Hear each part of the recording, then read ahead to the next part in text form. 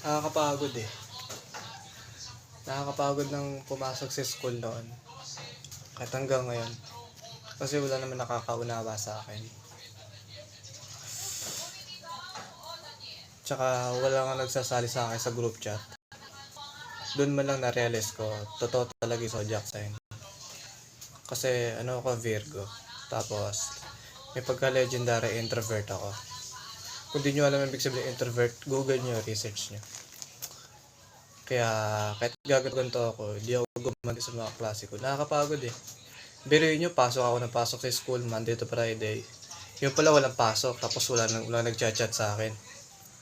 Tapos siyempre sa pagod ko, ayan, absent naman ako kasi kala ko walang pasok. Yung pala, sa pag-absent ko na yun, may pasok na pala. Tapos yung pinakakalungkot niyan talaga. Lalo na sa mga may naaawa sa akin. Sa mga nakakapanood nito. Hindi ko na sila masisisi kung bakit ayaw nila ako isali sa group chat. Ganon din nung napalipat na ako dyan sa public school sa may Tansa National Trade School. Wala rin nagre-reply. Hindi ko alam kung bakit. May sense naman yung chat ko. Siguro nahihiya sila sa akin. Siguro katwiran nila ba? Si boy introvert nag-chat na, nagsasalita na. Siguro ganun kaya sila nagugulat. Para ba na-overwhelm sila sa akin. Especially sa mga chat ko. Hindi sila nag-reply. Ewan ko ba? Tsaka wala talaga akong fan. Wala talagang since kaibigan. Wala talaga.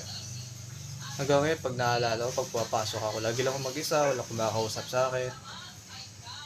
Hindi ko alam kung ba't sila diring-diri sa akin. So, yun. Pero buti naman, walang kumakausap sa akin. Kasi ani ko yung may kakausap sa akin. Kaming kulabag naman sa kalooban. Tapos, yun nga ulit. Kaya ako nakakapagod pumasok nun. Pasok ako ng pasok, yun pala wala palang pasok. Kasi hindi nila sinasabi. Wala naman nagchat-chat sa akin. Kaya kita nyo, hanggang sa nagkaya-walay-walay ko. Hindi ko sila pinagkakausap. Kupal sila eh. Kasi kung matino sila, why not, di ba? Baka mawala yung pagiging torpe ko sa kanila kung di sila kupal eh. Kupal sila eh, kaya tama lang hindi ko sila pinagkakausap. Kaya nga salamat din sa Panginoon Diyos, tagal ko na sila hindi nakikita, kaya sobrang saya ko.